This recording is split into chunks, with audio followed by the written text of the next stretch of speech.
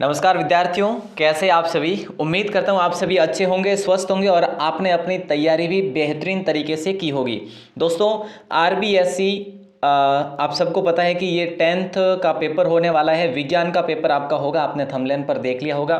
तो आपके लिए बेहतरीन है, मॉडल पेपर होगा, हूबहू पेपर आप इसको समझते हुए पढ़ेंगे। और दोस्तों यहाँ से आपको 100% प्रश्न जरूर देखने को मिलेंगे। दोस्तों शुरू करें उससे पहले, बड़ी बातें तो सब करते हैं, बड़ी बातें तो सब करते हैं, लेकिन बड़ी बातों को पूरा करने का दम सिर्फ सर्वश्रेष्ठ लोगों में होता है। और उन सर्वश्रेष्ठ लोगों में आप हैं प्यारे दोस्तों। तो आप लोग हमेशा सर्वश्रेष्ठ करने का प्रयास करें, आपका परिणाम आपको बेहतर बनाएगा, समाज में आपको बेहतर बनाएगा। चलिए दोस्तों, यहाँ पे पहला प्रश्न आपसे पूछा जाएगा, सही विकल्प चुनकर आपको लिखना था। जैसे कि लिखना है, जैसे पहला प्रश्न क यानी लोह चूर्ण या तनु हाइड्रोक्लोरिक अम्ल डालने से क्या होता है। तो दोस्तों इसका राइट आंसर होगा ऑप्शन बी, हाइड्रोजन गैस और आयरन क्लोराइड बनना। ठीक है। अगला सवाल है, अलैंगिक जनन मुकुलन द्वारा होता है, किसके द्वारा होता है, तो यीस्ट के द्वारा, यानी ऑप्शन ए आपका इसमें सही जवाब है। दोस्तों अगला सवाल आपसे पूछा जाएगा, विद्युत धारा उत्पन्न करने की युक्ति को क्या कहा जाता है। तो आपका सही जवाब होगा जनित्र कहा जाता है। दोस्तों दो तंत्रिका कोशिका के मध्य खाली स्थान को क्या कहते हैं। देखिए यहाँ पे आपका राइट आंसर होगा ऑप्शन डी, सिनेप्स कहा जाता है। अगला सवाल है, पतले तारों में धातुओं का खींचे जा सकने की क्षमता कहलाती है।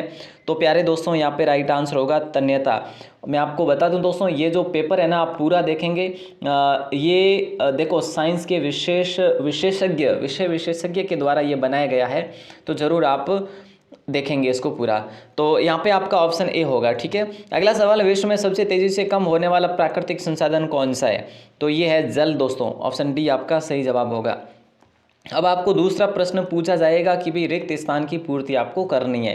तो पराग कोश में दोस्तों क्या पाए जाते हैं, पराग कण पाए जाते हैं। याद रखना क्या पाए जाते हैं, पराग कण पाए जाते हैं। आनुवंशिकी के जनक आप सभी को पता है मेंडल को कहा जाता है दोस्तों, किसको, ग्रेगर मेंडल को कहा जाता है, आप सबको पता होना चाहिए। और हम बात करें तो जल एक दोस्तों कैसा है, हाइड्रोक्साइड है ना, हाइड्रो ऑक्साइड है जल एक। और धातु प्राय ऊष्मा एवं विद्युत की चालक होती है दोस्तों, क्या होती है, चालक होती है। पादपों में जल के वहन के लिए क्या उत्तरदायी है। तो दोस्तों ये है जाइलम उत्तक है, याद रखना। ठीक है, यहाँ पे जाइलम उत्तक आएगा। और यहाँ पर जो है देखो, मादा और गर्भस्थ शिशु के बीच जैविक संबंध स्थापित करने वाला उत्तक जो होता है ना, वो होता है प्लेसेंटा। कौन सा होता है, प्लेसेंटा होता है दोस्तों। ठीक है, तो ये आप लोग याद रखेंगे। अगला जो सवाल आपसे पूछा जाएगा वो इस प्रकार से पूछा जाएगा, जितने भी दिए जा सकते हैं, 1 2 3 4 5 6 7 8 10 भी दिए जा सकते हैं, 6 भी दिए जा सकते हैं दोस्तों। ठीक है, तो इस प्रकार से आपको ध्यान रखना है, स्तंभ 1 को स्तंभ 2 से मिलान आपको करना है।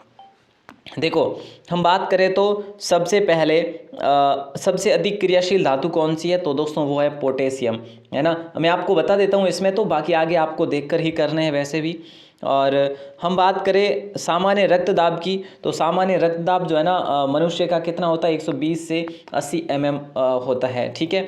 और पादप हार्मोन की बात करें तो पादप हार्मोन का जाएगा आपके साइटोकिनिन के साथ में। ठीक है। और शुक्राणु नियंत्रण की बात करें तो ये आपका जाएगा टेस्टोस्टेरोन के साथ में दोस्तों।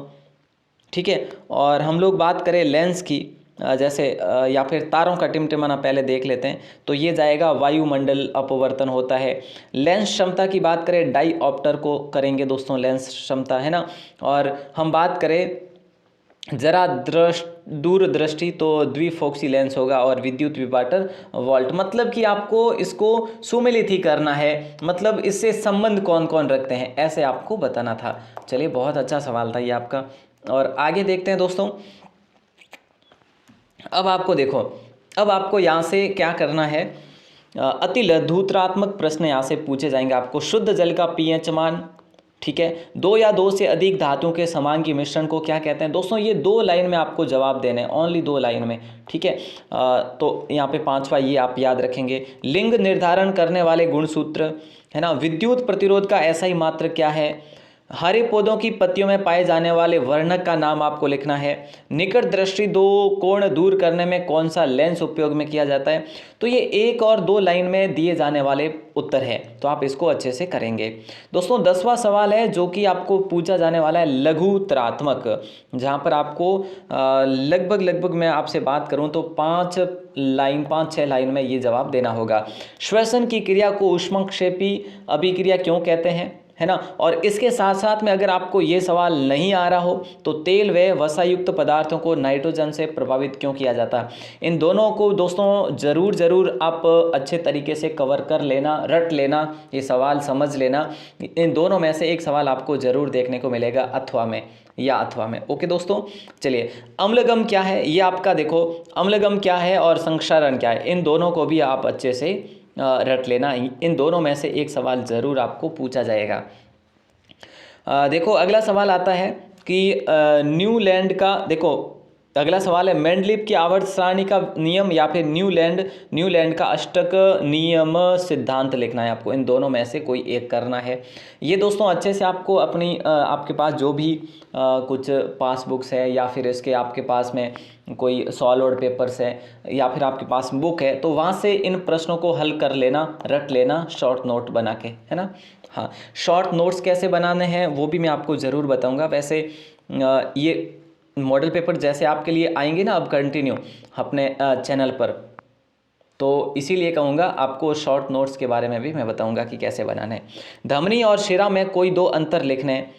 ऑक्सी और अनॉक्सी श्वसन में कोई 2 अंतर, इन दोनों में से एक सवाल आपका 101% आएगा ही आएगा। दोस्तों इसको भी रट लेना। कायिक प्रवर्धन क्या है, देखिए दोस्तों कायिक प्रवर्धन क्या है और स्वपरागण क्या है, इन दोनों को अच्छे से कवर कर लें। दोस्तों इतनी बड़ी किताब में से आपको हम कितने प्रश्न बता रहे हैं, 20 प्रश्न बता रहे हैं और 20 प्रश्नों को ही आपको रटना है, इससे ज़्यादा तो नहीं है ना। तो इसीलिए आप अच्छे से कवर कर लेना। मानव में बच्चे का लिंग निर्धारण कैसे होता है या फिर मेंडल के प्रभाविता का नियम, ये सवाल आप रट लेना बहुत बढ़िया तरीके से। मेंडल का ये सवाल आपको 101% एग्जाम में देखने को मिलेगा। परावर्तन के नियम या अपवर्तन के नियम, दोनों में से एक 100% आएगा आपका, ठीक है। ये भी आप कर लेना अच्छे से कवर। और अगला जो सवाल आएगा ना, अब निबंधात्मक प्रश्न आएंगे, जितने भी आप लिख सको 2 पेज में, 1 पेज में, ज़्यादा से ज़्यादा पेज में आपको लिखने होंगे यहाँ से, ठीक है। देखो पारितंत्र के जैव घटक के नाम लिखने हैं आपको और नाम के साथ साथ में आपको उसका विवरण भी लिखना है दोस्तों, विवरणात्मक लिखना है, ठीक है। ओजोन परत के क्षय के होने के कारण है ना, कारण वित विवरण आपको लिखने हैं दोस्तों, ठीक है। तो इस प्रकार से। और रासायनिक अभिक्रिया किसे कहते हैं, 18वां प्रश्न है। संयोजन और प्रतिस्थापन अभिक्रिया को उदाहरण सहित समझाइए। सूर्योदय के समय सूर्य रक्ताभ क्यों प्रतीत होता है। टिंडल प्रभाव को उदाहरण सहित लिखना है आपको, है ना। टिंडल, देखो इनमें से आपको सवाल जरूर देखने को मिलेंगे, आप इसको रट लेना। बस मैं आपको बता देता हूँ पूरा सारा का सारा जो भी है, ठीक है। अब देखो फ्लेमिंग के दाएं, देखो ये सवाल है चुंबकीय बल रेखाओं के गुण बताओ या फिर फ्लेमिंग के दाएं हाथ का नियम बता दो। इन दोनों में से कोई एक आपको बताना होगा। जीवाश्म ईंधन क्या है और इससे क्या हानियां होती है आपको लिखनी है। ऊर्जा का उत्तम स्रोत क्या है, आपको जो इजी लगे वो याद कर लेना, वो रट लेना। ज़रूरी नहीं कि वो निबंधात्मक में ही पूछा जाए, वो आपको लघुतरात्मक में भी पूछा जा सकता है। ऐसे में आपको अच्छे तरीके से कवर कर लेना है। अगला सवाल है कि विरंजक चूर्ण और धावन सोडा के सूत्र और उनके 2 उपयोग लिखने हैं आपको। या फिर जिप्सम से प्लास्टर ऑफ पेरिस कैसे प्राप्त करोगे, समीकरण सहित समझाना है। प्लास्टर ऑफ पेरिस के उपयोग आपको लिखने हैं। ये भी बड़ा इम्पोर्टेंट सवाल है। अगला सवाल देखिए, निम्नलिखित कार्बनिक यौगिकों के संरचना सूत्र आपको लिखने हैं। एथेन, प्रोपेन, ब्यूटेन या एथीन, है ना।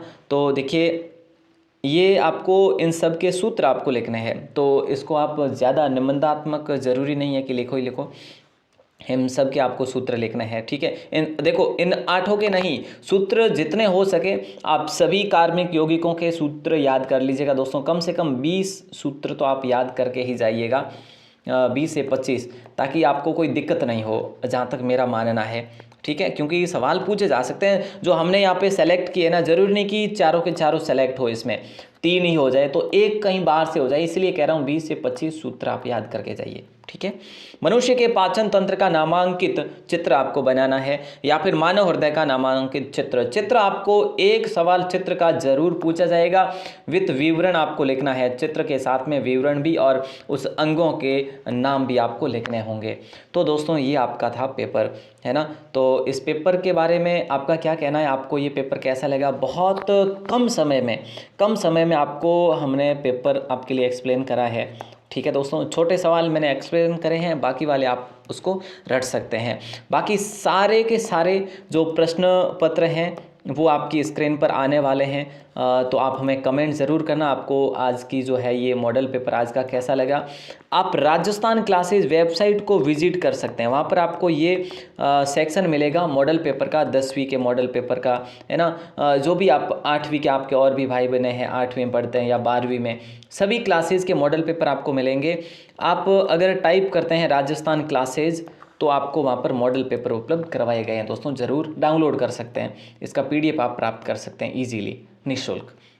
ओके दोस्तों, मिलते हैं वापस अगली किसी वीडियो में। आप हमें कमेंट करके बताएं आपको कौन सी वीडियो चाहिए, यानी कि किस पर मॉडल पेपर चाहिए, ज़रूर बताएं। और इस RBSE मास्टर चैनल को सब्सक्राइब ज़रूर करें, अपने दोस्तों को शेयर ज़रूर करें, आपके लिए बेहतरीन से बेहतरीन किया जाएगा। ऑल दी बेस्ट आप सभी को, और सभी को अग्रिम शुभकामनाएं। धन्यवाद।